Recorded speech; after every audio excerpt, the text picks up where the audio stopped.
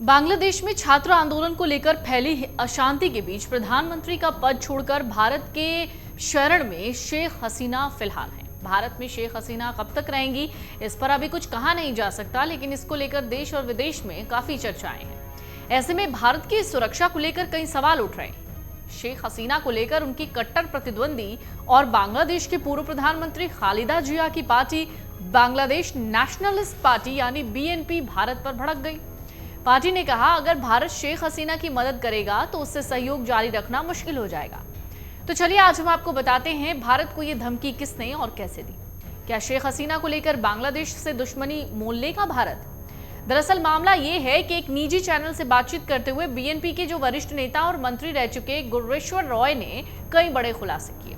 गुरेश्वर रॉय ने कहा कि उनकी पार्टी भारत और बांग्लादेश के बीच पारस्परिक सहयोग का समर्थन करती है, लेकिन अगर आप हमारे दुश्मन की मदद करेंगे तो हमारे लिए पारस्परिक सहयोग को जारी रखना मुश्किल होगा। उन्होंने ये भी आरोप लगाया कि भारत ने शेख हसीना के सत्ता में दोबारा वापसी का समर्थन किया था।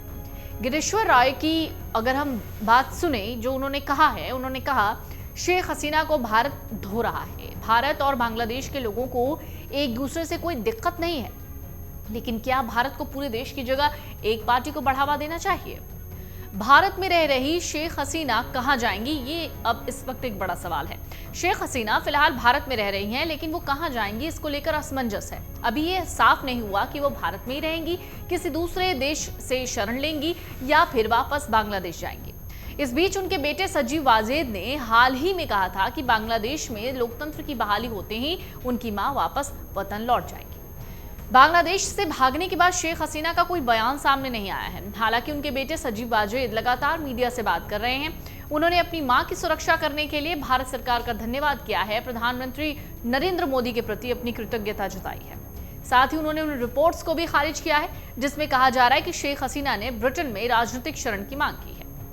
तो बांग्लादेश में अंतरिम सरकार का गठन कब और कैसे होना है, ये भी एक बड़ा दिलचस्प सवाल है। गुरुवार शाम को बांग्लादेश के नोबेल शांति पुरस्कार विजेता अर्थशास्त्री मोहम्मद यूनुस ने बांग्लादेश की अंतरिम सरकार के प्रमुख के रूप में शपथ ले ली है। उन्हें राष्ट्रपति मोहम्मद शहाबुद्दीन ने शपथ दिलाई। शपथ लेने के बाद यूनुस ने कहा कि मैं संविधान की रक्षा करूंगा, समर्थन करूंगा और उसका संरक्षण करूंगा। मोहम्मद यूनुस के नेतृत्व वाली अंतरिम सरकार में 16 लोग शामिल हैं, जिनमें हसीना के विरोधी छात्र नेता नाहिद इस्लाम और आसिफ महमूद हैं। दोनों ही छात्र नेता बांग्लादेश में आरक्षण विरोधी प्रदर्शनों का नेतृत्व कर रहे हैं। मोहम्मद यूनुस के बांग्लादेश की अंतरिम सरकार का मुखिया चुने जाने पर पीएम मोदी ने उन्हें बधाई दी। साथ ही प्रधानमंत्री ने बांग्लादेश में हिंदुओं और सभी नागरिकों की सुरक्षा सुनिश्चित करने की मांग की है। पीएम मोदी ने सोशल मीडिया साइट एक्स पर एक पोस्ट किया। प्रोफेसर मोहम्मद यूनुस को उनकी नई जिम्मेदारी संभालने पर शुभकामनाएं।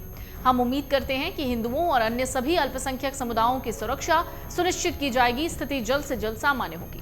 भारत शांति, सुरक्षा और विकास के लिए दोनों देशों के लोगों की साझा आकांक्षाओं को पूरा करने की खातिर बांग्लादेश के साथ काम करने के लिए प्रतिबद्ध है। अगर आप ये वीडियो YouTube पर देख रहे हैं तो हमारे चैनल को सब्सक्राइब करें और बेल आइकन को दबाना ना भूलें। अगर आप Facebook पर ये वीडियो देख रहे हैं तो हमारे पेज को लाइक करें।